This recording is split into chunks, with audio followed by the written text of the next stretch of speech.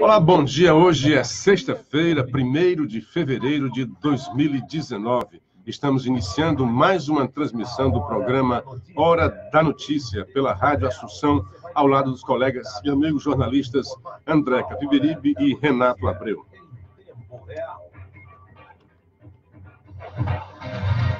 A Hora da Notícia. Apresentação dos jornalistas André Capiberibe e Luciano Clever. Renato Abreu. 6h35, voltamos já com o amigo Luciano Clever, mandando aqui divulgando a nota. Nosso amigo Fábio Tágila nos informa que o ex-vereador de Fortaleza, Marcílio Gomes, assumiu a presidência do Democratas aqui na capital, prometendo dar uma reorganizada na sigla. Marcílio Gomes, ex-vereador por vários mandatos. Democratas, está aí um homem sério. O vereador Marcílio é um homem sério. Pode sim colaborar com o DEM, que precisa se redesenhar. Muito bem. No DEM que tem a cara do Moroni, né? O nosso amigo lá do Raimundo Queijo, mandando aqui a mensagem para lembrar que vai ter o pré-carnaval domingo lá no Raimundo Queijo. E sábado no Flórida. Começa hoje o pré-carnaval. Um abraço aí ao Adriano e seu Raimundo Queijo. Domingo tem pré-carnaval do Raimundo Queijo. Luciano, bom dia. Bom dia, André Capiberibe. Bom dia, Renato Abreu. Bom dia, Paramoti. Hoje, dia de muita chuva em Fortaleza, o céu fechado, um dia de grandes promessas de bom inverno para o nosso Ceará.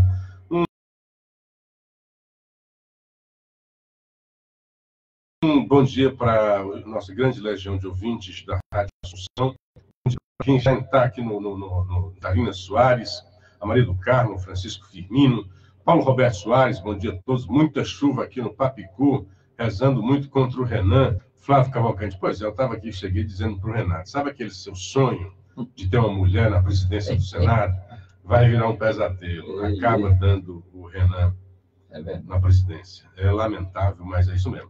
Flávio Cavalcante, bom dia, André Abreu, um excelente mês de fevereiro que se inicia, bom dia aqui em Orlando. E deixa eu dar um abraço carinhoso para quem contribuiu para elevar a nossa voz nas redes sociais, que compartilharam ontem um vídeo.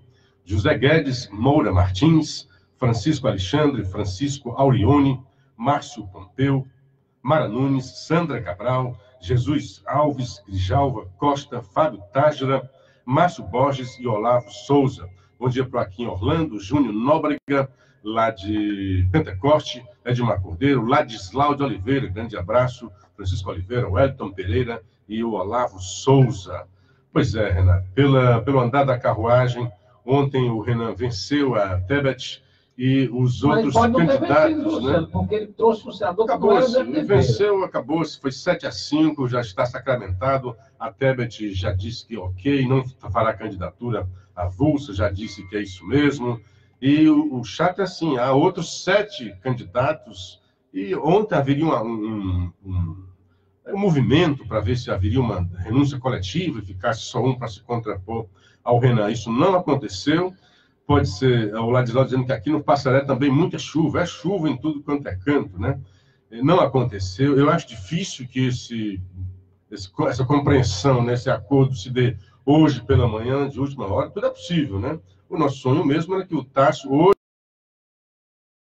hoje seria o grande nome para se contrapor a Renan, seria Tasso Gereissati, mas pelo andar da carruagem, e assim, quando vazo assim em cima da hora, é porque o homem já está ganhando as eleições e tentam tirar essas coisas do Renan. A gente sabe que tem muita coisa contra ele, mas também esses vazamentos de última hora, aí dá munição ao disco dele, que é o Ministério Público que está fazendo campanha contra ele. Ao mesmo tempo em que a gente ouve, como você disse aqui, que é uma coisa estranha, né, em que ministros do STF estariam envolvidos, né, cabalando votos, né, cabalando votos. Então, essa promiscuidade entre o legislativo e o judiciário não é coisa boa, nunca deu em coisa boa. E quando eles estão juntos, quando é um para se contrapor ao outro, é um para frear o outro, então quando se juntam, não é coisa boa, não gosto disso. Então é mais um sentimento de que Renan será mais uma vez presidente do Senado. É um cara que você tem que tirar o chapéu,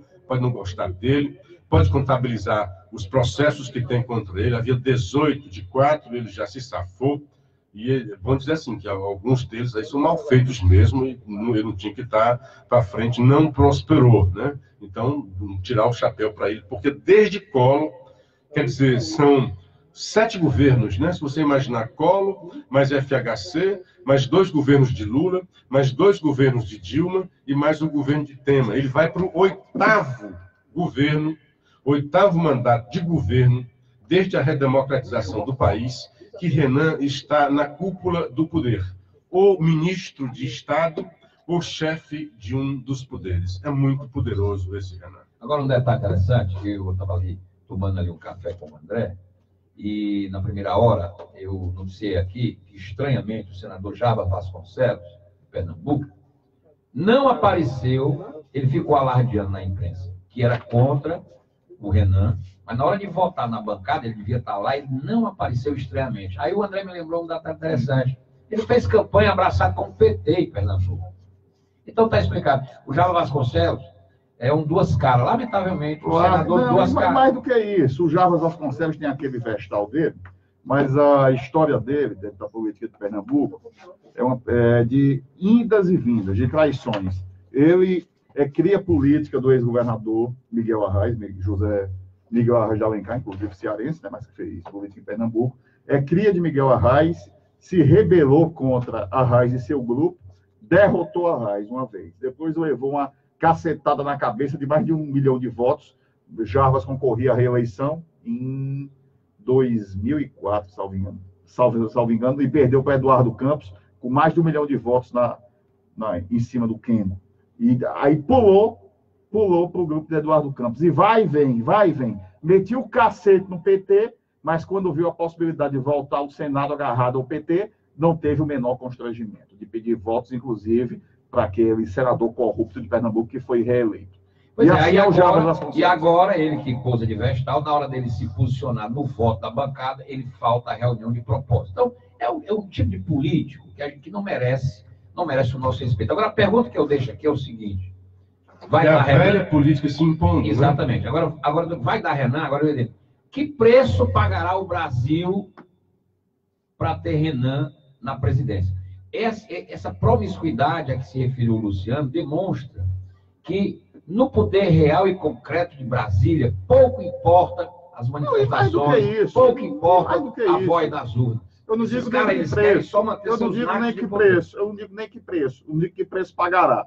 Mas o que terá que fazer o presidente Jair Bolsonaro com o presidente do Senado, como Renan Calheiros, e do Congresso, infelizmente, tanto o presidente do Congresso, que a gente é um país presidencialista, mas de presidencialismo puro dentro da política passamos longe. Não, e um detalhe, o presidente do Senado é também o presidente do Congresso, e as reformas que vão passar vão ser votadas pelo Congresso em sessão conjunta presidida pelo senhor Renan Calheiros. As grandes reformas, inclusive a reforma da Previdência. Já tem uma notícia hoje que o Bolsonaro vai anunciar a reforma dia 4, quando ele for ao Congresso ler sua mensagem. Ou seja, o que é que pode vir? Toda a agenda importante para o país depende de uma negociação em cima do senhor Renan Calheiros, que vai estar novamente no setor político. O que é que pode vir pela frente? Você acha? Medidas provisórias. Você acha que foi à toa aquele telefonema ontem, na Câmara de Hospital do Bolsonaro? Não é à toa.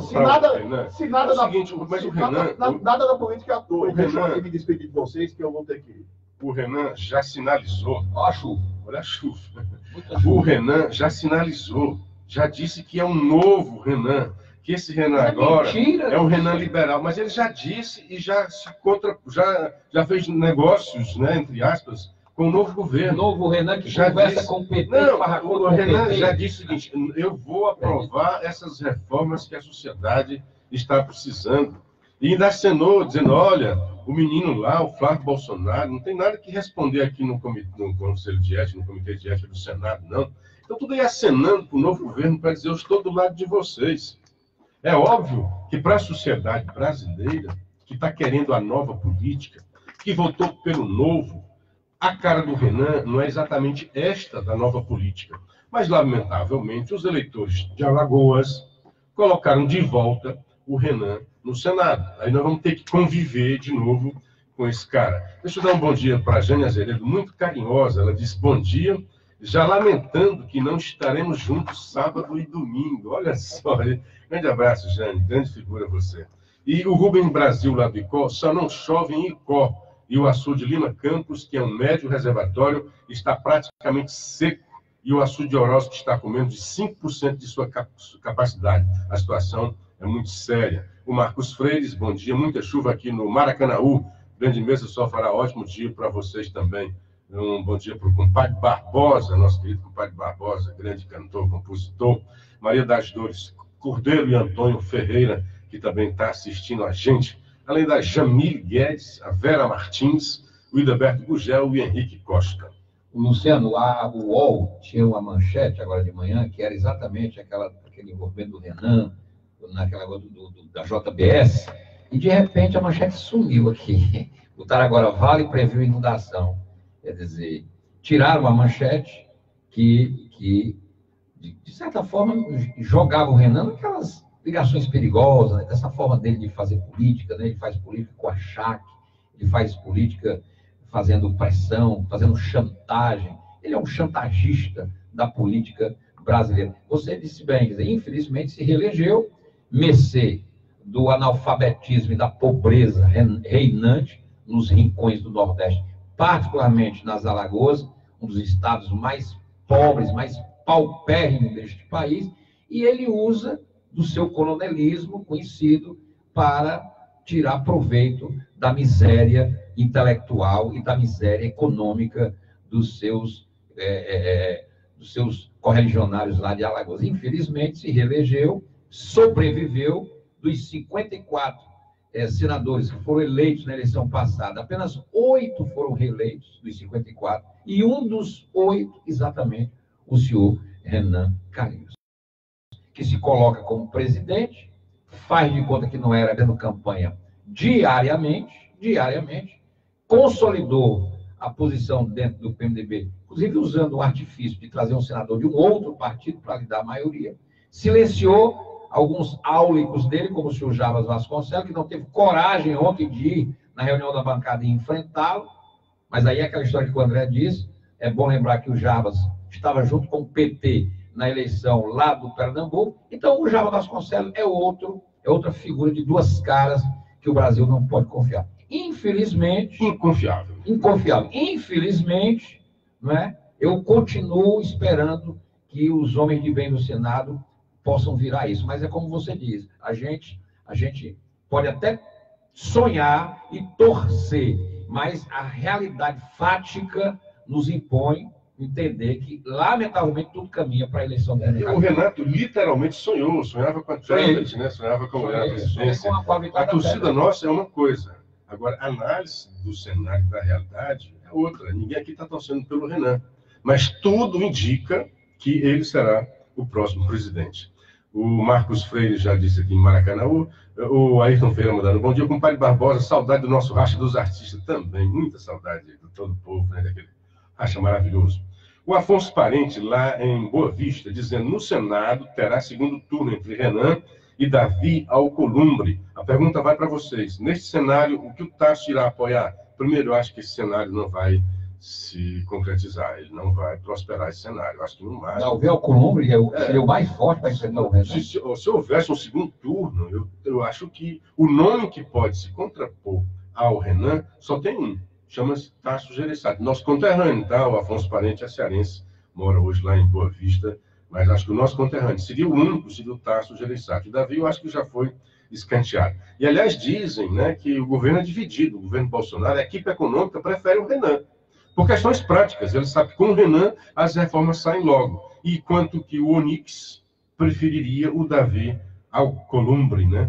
O Edmar Souza Antônio, André, envie para mim o nome do jornal que fala sobre o assunto INSS que não deu para ouvir na rádio bateria falhou na hora da notícia. André já saiu.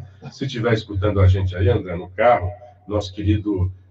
botar no grupo de ouvintes, só pode, a única forma que a gente tem de entrar em contato com vocês, né?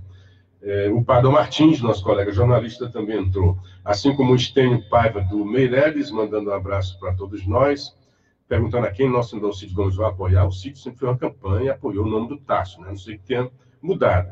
o Rogério Dias vai ter uma da Barra do reunião, Ceará. parece que vai ter uma reunião agora de emergência. Hoje de manhã ia ter uma reunião, a última tentativa. tentativa. Porque o movimento era que ontem houvesse uma renúncia coletiva para dizer, olha, quem está de oposição ao Renan, vamos nesse cara. Porque nesse cenário que está aí, o Renan lá em cima, e com 7, a oposição dividida em 7 candidaturas, entre elas do Álvaro Dias, né, do Major Limpo, né, do Alcombre, do Tássio, entre outros, né, mais 3, que eu nem me lembro o nome, são 7. Ou eles se reúnem para fortalecer e ter uma oposição forte a Renan, ou acabou-se, é o Renan e não tem mais para onde fugir. Bom dia para o Assis Magalhães, o Carlos Rafael de Morrinho, mandando dar um abraço para o Carlos Bruno, vai para você também, é ouvinte diário, assim como o Odaí, lá de São Paulo, Marcos Aurélio, e o Olavo da Vila Velha, assim como Francisco Ludilberto, um grande abraço para vocês. O antagonista está dizendo aqui que o jornal O Globo publicou pesquisa que realizou entre 87 grandes investidores, que inclusive estão já fazendo cálculos para investir muito no Brasil, confiantes no governo do Bolsonaro. 86% dos investidores consideram que o governo Bolsonaro é ótimo e bom e confiam que ele pode levar o Brasil a novos horizontes econômicos. E um detalhe, estes mesmos investidores que confiam no presidente Bolsonaro, que estão confiantes num novo Brasil, estão prevendo que Rodrigo Maia vai presidir a Câmara e Renan Calheiros vai presidir o Senado. Esse povo sabe muito mais que nós, né? Esse povo tem muito mais informação, inside information, já sabe quem são. E aí, o cenário é esse daí. Não tem para onde a gente fugir. E eu acho, eu vou dizer uma coisa aqui, já antecipando uma crítica que alguns jornalistas de esquerda vão fazer. Vamos aqui, uma hipótese. Terminou a eleição, o Renan é o presidente do Senado. Com quem o governo vai ter que negociar? Com o Renan. Então, o governo, Paulo Guedes, a equipe econômica, as pautas do governo vão ter que ser negociadas. Aí vai ter um jornalista de esquerda dizendo, cadê a nova política? Olha aí o governo do Bolsonaro negociando com o Renan Calheiros, símbolo da velha política. E vocês querem o quê? Quem escolheu, se é o caso que vai ser escolhido o Renan, são os senadores. É uma decisão deles. É uma decisão que ninguém pode tirar dos senadores. A legitimidade da escolha pertence aos senadores, aos 81. Então, se eles vão escolher o Renan, eu estou aqui numa hipótese de o Renan ser eleito, porque eu ainda acho que pode haver reviravolta, embora os fatos remem contra esta minha pretensão e este meu sonho, o governo vai ter que negociar com ele mesmo. E como disse o Luciano, o Paulo Guedes disse que teve uma conversa com o Renan, e o Renan disse, não, deixa que eu toque as reformas. E tem que negociar mesmo. Isso tem nada a ver com nova política ou com velha política. Isso tem a ver com pragmatismo político de você ter que negociar com quem está no comando da Casa Legislativa. Lamentavelmente, mas é assim mesmo. Esse é o terreno político. E se você for analisar na prática, talvez seja o melhor nome. Vocês podem até enojar, né, enguiar aí, como que eu estou dizendo. Para as reformas, talvez o Renan seja o melhor nome para tocar. A gente não pode mais adiar, porque já foi adiado demais, né? Bom dia para o Nilson, dizendo que está chovendo muito lá na parte do Ceará. Doutor Paulo Roberto, amigos, somente 8 senadores foram reeleitos. Mesmo assim, o Renan vai... Pois é, foram reeleitos, mas existiam também 54 que foram postos, né? Existem outros que vinham continuar, que já estavam com o mandato em andamento, né? O Tássio, por exemplo, é um mandato que estava em andamento. É porque as pessoas têm que entender o seguinte, o Senado tem 81... Foi renovado 2 terços. Aí renova-se 2 terços, depois renova-se 1 terço. Renova-se 2 terços, e renova-se 1 terço. Por exemplo, agora renovou-se 2 terços, 2 senadores por estado. O Tássio tem mais 4 anos de mandato. O Senado é composto por 3 senadores de cada estado. Diferentemente da Câmara, que há uma proporção pelo número de eleitores, que na Câmara é como se fosse a representação da nação brasileira. Então tem por estado e tem uma proporção do número de eleitores. Já no Senado, não. Seja um estado que tenha pouca população, como Roraima ou São Paulo, que tem a maior população, cada um terá sempre 3 senadores para representar o estado e não a população. Bom dia para o Nel Pinel, que o compadre Barbosa falava do Racha dos Artistas, era outro que ia lá em casa quando tinha esse racha. E o Nel Pinel tem um programa maravilhoso aqui aos sábados, às 12 horas. É um programa inovador, tá? Acho que vai ser a 3ª edição amanhã, então é bom que vocês também prestigiem o Nel Pinel, que é um grande nome da música cearense, um grande defensor dos nossos valores, da nossa cultura. Diferentemente, por exemplo, do jornal O Povo de hoje, que na sua manchete, ele é de um analfabetismo cultural que a gente já sempre vem falando aqui. Ele coloca uma cartola, que é aquela frasezinha lá em cima, a peleja da água, né? Interessante, que é uma frase muito nossa. E eu me lembro, né, que os sudestinos ficavam assim, meio esquisito com as coisas nossas, quando o Ednardo chegou com eu tenho a mão que aperreia, eu tenho sol e areia, sul da América, né? Os caras não entendiam, mão que aperreia, pois essas são as expressões nossas, assim como a peleja, que o povo destacou. Mas quadra chuvosa jamais foi uma expressão nossa. A nossa expressão é inverno, que a gente tenha um bom inverno, independentemente dos redatores do jornal Povo. Já fiz essa reclamação mais cedo. Ótimo. Inverno, não tem quadra chuvosa. Quadra chuvosa. Mas é na boca do pessoal da FUNSEMI. É, dos técnicos, é uma expressão tecnocrata, de gabinete. O povo não fala isso. O povo fala inverno. Nós teremos um bom inverno ou não teremos um bom inverno. Então, sempre que o jornal O Povo, o Diário, ficarem dizendo essa coisa de quadra chuvosa, outro dia eu acho engraçado o Diário, né? Quando foi o Honório, que é um bom jornalista, que é do interior, a matéria toda vem falando de inverno. Aí, quando tem alguma intervenção do editor aqui de Fortaleza, lá vai a expressão quadra chuvosa.